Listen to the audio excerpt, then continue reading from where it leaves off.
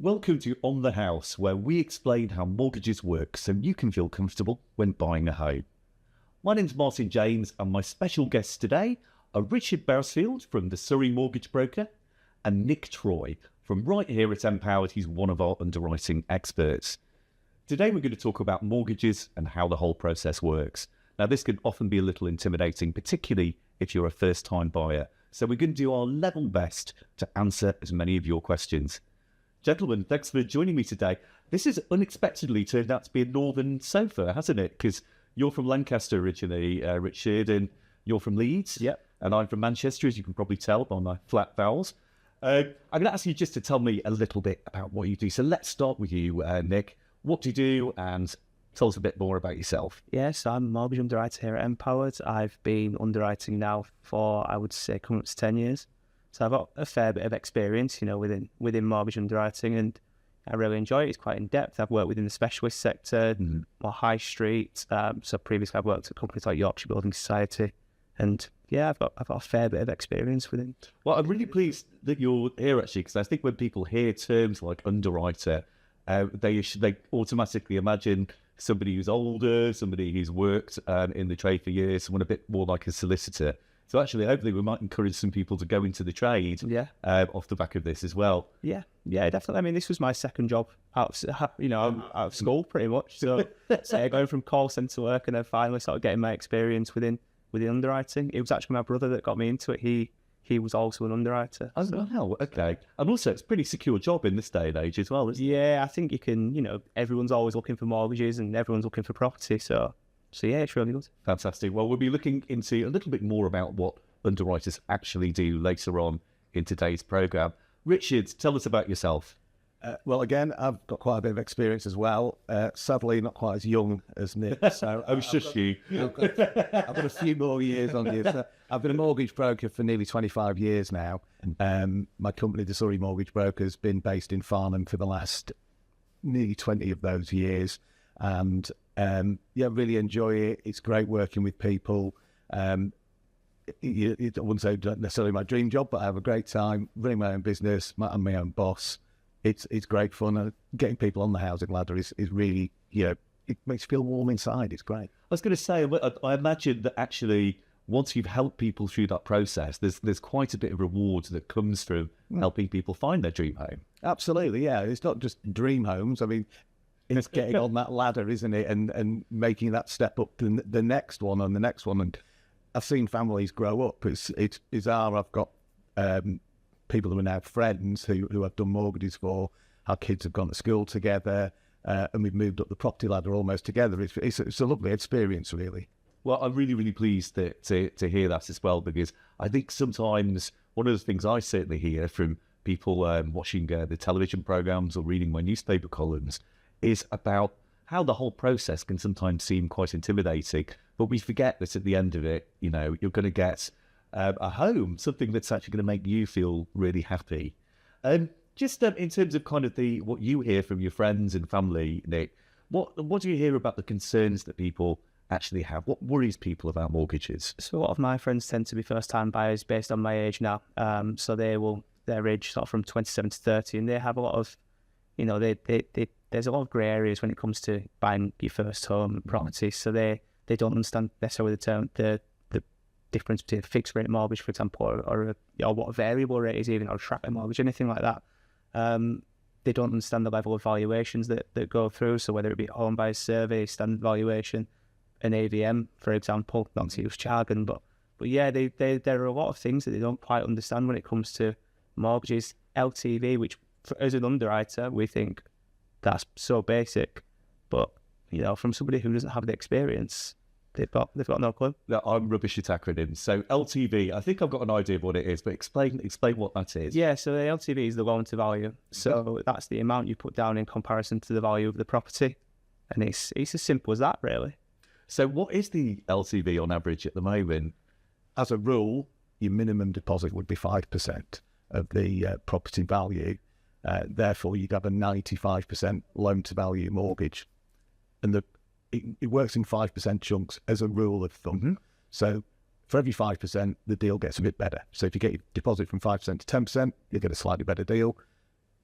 10% to 15%, you'll get a slightly better deal, and so on. When you get to about 75%, so 25% deposit, 75% mortgage, from there downwards, it's pretty much mortgage utopia. That's where you're going to get all your best deals. So that's kind of maths I like. I can work in 5% chunks. All of the other figures I find very confusing. What actually is an underwriter? What do you do?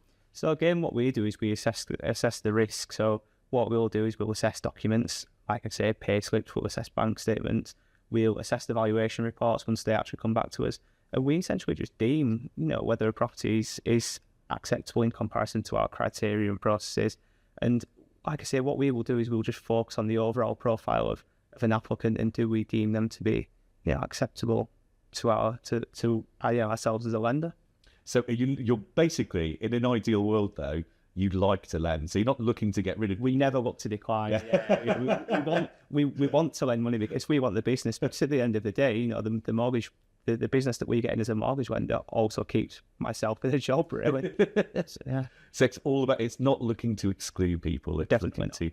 And is it worthwhile also kind of for people to understand a little bit more about the process, so they know that it's not the end of the world? So maybe there are things that they can do, like pay off those credit cards and reduce them down to one, or know that they only need to have maybe, say, one loan on the go, or maybe consolidate some of that lending. Are these things worth doing? Definitely. I mean, what if you do want to increase your borrowing and you have the capacity with your funds and you're available in the savings account or a bank account, you can pay off those credit cards and increase your overall borrowing on your mortgage if that's possible for you.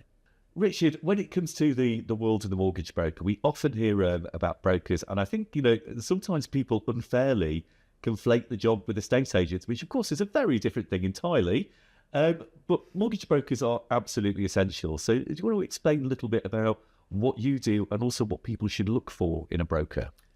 Sure, yeah. I mean, it's about giving advice. So a really important thing as a mortgage broker is something called knowing your customer. So as part of the process, in an ideal world, you'd sit down with me in my office and we'd go through your full financial scenario. And we do what's called a fact find. So we get all of your details down. I was going to say on paper. It's not on paper anymore. Obviously, it's all online. But we get all your details onto our system. And we talk about, perhaps, are you a first-time buyer? Is this your forever home? Unlikely. You're probably going to move up the ladder. So let's have a talk about what your future aspirations are.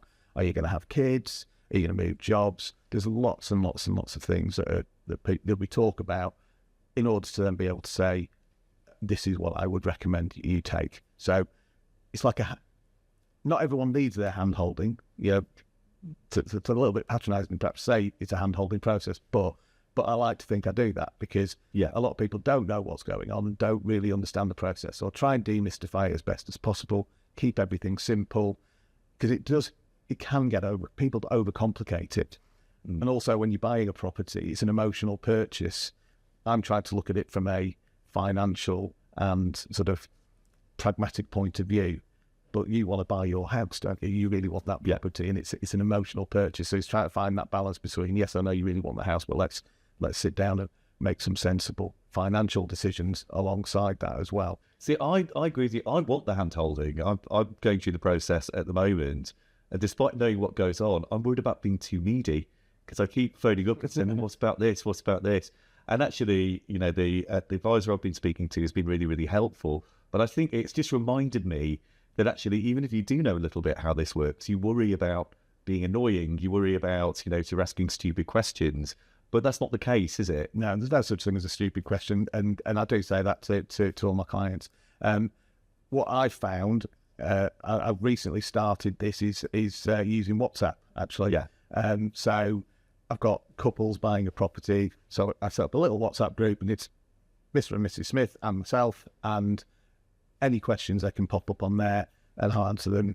If I'm on a call, I can still answer them, and all that sort of stuff. So utilising the technology to help the process really helps. You as a broker, you've got to be there for your clients. That's what it's all about. Like you said earlier about you want to underwrite mortgages and keep yourself in a job, essentially. That's the same for me. I want my clients to come back and see me in 5 years' time when their 5-year fixed rate is up. I want them to recommend me to their friends and family and so on. So it's really important to do that good job, and it keeps keeps the wheels turning, so to speak. Okay, so what happens next? Because this is where the wheels really start to turn now. Richard, what happens after they've chatted to you when we've agreed that you could potentially get the house that you want? Yeah, so I always say to my clients, you've got to do your research around the property, always visit at least twice. What I do find bonkers in this country is I could go to a local car dealership and borrow a car for a weekend to decide if I like the car, but I can't. Oh, yeah. I spend 20 minutes wandering around the house. That's £500,000. Yeah. And potentially I'm going to buy that, spend £500,000. I could spend £25,000 on a car and have it for the weekend and be really comfortable with it. But I spend 20 minutes in a house and I'm, putting my whole life savings into it. So do your research, always do your research. Don't be afraid of going around more than once. And I mean, minimum twice.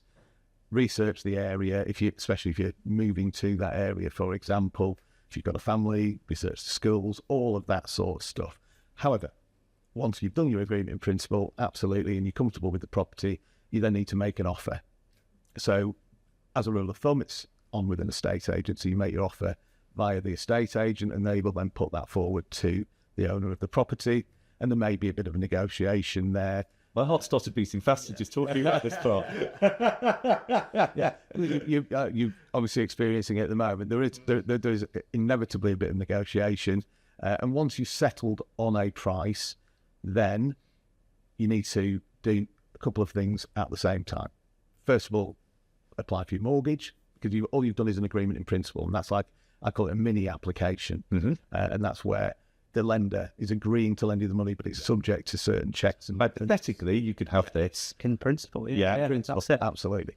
So you then give me your pay slips, bank statements, and so on. I'll check them as well, just to make sure there's no red flags. And then we submit those to the lender, and that process then starts. And that's where you come in and do your underwriter. At the same time, you're going to instruct a solicitor as well. And that solicitor will probably want a little bit of money off you up front to carry out what they do, the searches.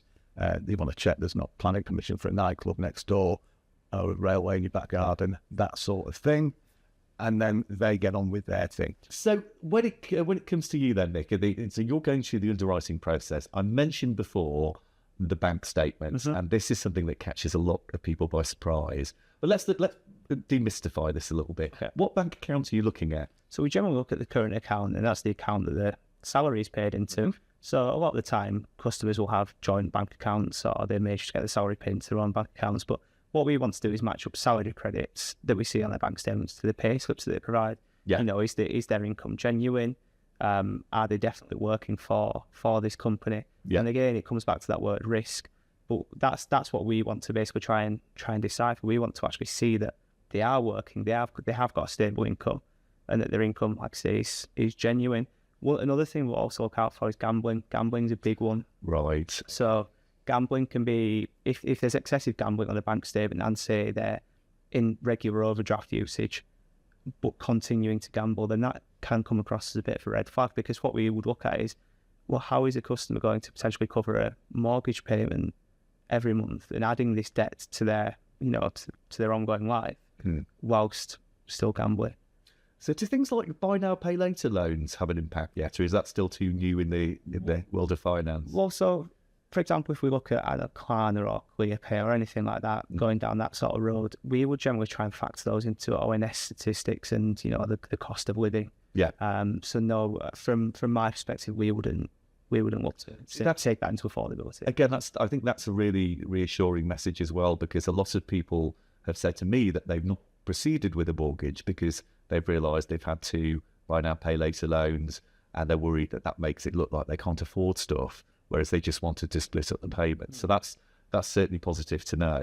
But then we've got the credit reports as well, haven't we? What do you look for on those? Yeah, so what we'll do is we'll try and match up loans that we can see on the bank statement to a credit report. And the credit reports, they're quite in depth, especially if you use companies like Experian. What you'll be able to see is their monthly payment, and you'll tie that monthly payment to, say, a loan that you've got on the bank statement. However, what if we can't tie up, for example, a loan that we can see on a bank statement to a credit report? Well, that is then when we look to potentially take something into affordability. And, you know, we don't want to just say, well, you've got this loan, we've deducted it straight away, your application is unaffordable. But what we will do is we may request further documentation so we can actually try and tie this loan up. And you may say, oh, well, that loan's actually now being paid off. We may just require that element of proof just to see that it has been paid off and that has been finalised. Well, do you feel, just, you know, talking to you, do you feel a little bit more reassured as well? So you're not basically sat in an ivory tower going through my spending and judging me for buying like 4 pints on Definitely not, because we're all you and we're all Okay, so we've gone through this process, we've been through the underwriting, it looks like everything's going into place. This is the bit where people get nervous, isn't it? Because the agreement's still not gone through. And this is where I think it can feel a little bit chaotic to the first-time buyers or people who don't really understand the process. What's all this about with all the documents flying around? What does it take to complete a mortgage? And what does that even mean? What is completion, by the way? So completion is essentially when the solicitors have carried out all of their legal work. The applicants have had their mortgage offer, all the legal work has been carried out by the solicitors. The solicitors will then submit something to us called a certificate of title. And then what that will do is that will deem the completion date of the mortgage, which is when funds will be released to the solicitors for the house purchase or remortgage or whatever it is to actually complete. And how long does this take, this bit? Well, it's funny you should say it, because literally just a week or two ago, I heard on the radio that Rightmove, the property website, gave out a stat that the average purchase takes 5 months from start to finish. Wow. Now, that's not my experience. I'd say I sort of say maybe 2 to 3, maybe 4 months. But yeah, up to 5 months, especially if you're in a chain and there's lots of people involved, I guess it can take longer. But what we've not mentioned yet is the actual mortgage offer. Yes. So the mortgage offer is a bit of paper that says, yes, you can definitely have this mortgage. And on there is an end date. It's valid for normally 6 months as a rule of thumb. So you've got 6 months from when you get your mortgage offer to the completion that we've just talked about. During this time, the solicitor is hopefully beavering away, doing what they need to do and communicating with the solicitor of the person you're buying from. And eventually, when they come to an agreement, you'll fix a date. And first, you exchange contracts. Now, normally, at exchange of contracts, the law expects you to pay a 10% deposit, and that's when you're in. You, all your cards are on the table. There's no backing out. If you back out, you lose your 10%, basically. Right. So, exchange contracts, that's when you're definitely going for it. And usually, exchange contracts will happen a week or two before the completion date. And at the time of exchange, you've normally said, right, okay, we'll exchange on the 1st, we're going to complete on the 15th, or whatever it might be. And you fix your date. And that's when you wait for the phone call from, normally your solicitor will make the call and say, okay, I've received the money from the mortgage company, I've transferred that over to the other side solicitor, you can go and get the keys off the estate agent. And away you go. Now, is there anything that we can do to kind of speed up the process? Nick, I know that Empowered are pioneering, 24-hour decisions with their lending decisions, but are there other things that I can do so I'm prepared so the process will be quicker and certainly to help you out? Yeah, and as an applicant, and especially if you're going to, go through an intermediary to actually go for a mortgage, what I would always recommend doing is making sure you have every document available, just to make sure that your broker can actually fully package your case for you. Because what you don't want is further delays down the line, and having your mortgage application carry on and carry on and carry on. One thing that we do at Empowered is we try and actually make sure that applications are fully packaged before coming through to us, and that's what we use, like AI and tech, and we're quite advanced with our Empowered systems. We actually allow brokers to constantly make amendments to their applications to make sure that every single document is available before actually putting an application through, which helps us actually achieve that one-day mortgage and that one-day lending decision. So it's not so messy, you've got everything in one. Exactly, yeah, and that just makes it easier for an underwriter. So it's brilliant for us. It saves us having to email and make phone calls with brokers and say, oh, actually, please, can you just upload this bank statement? Please, can I have this? Please, can I have this? If everything is there in one place, then we can automate as much of the process as possible. And that benefits everybody, really. Yeah, AI actually doing something that's actually really helpful. Yes, yeah, the positive side of it.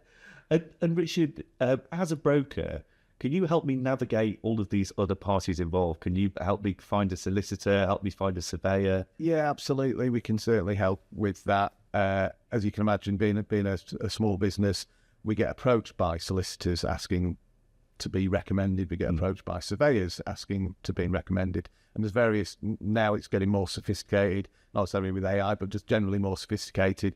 And we've got like a little portal that we can go on and say, put your postcode in, and you're looking for a surveyor, for example, and you want a building survey done, then you can put your postcode in, and local surveyors will come up with quotes, and you can contact them. So that's quite a good way of getting your survey done. Same with solicitors, we can do that as well. I've got a portal that I can go on, and the solicitors are rated, so it's a bit like TripAdvisor, so you've got 5-star reviews and so on. So you can say, the other good thing about this portal, it also gives you the capacity of this particular provider. So if they're already at 100% capacity, they don't come up on the system, they drop down. Oh, wow, yeah. So that, you know, you're not going to be put at the bottom of a pile on someone's desk. They actually have got the capacity to deal with your work. Well, I have to say, boys, I'm feeling a lot more confident about the process after speaking to you, because a lot of this can seem so complicated at first, and I know it puts a lot of people off. But knowing that we've got you both helping us through the process is really reassuring. So thank you for joining me today. And if you'd like to watch more of our guides on the house, they're available on a social media site near you. Watch this space. We'll be returning to all things mortgages soon.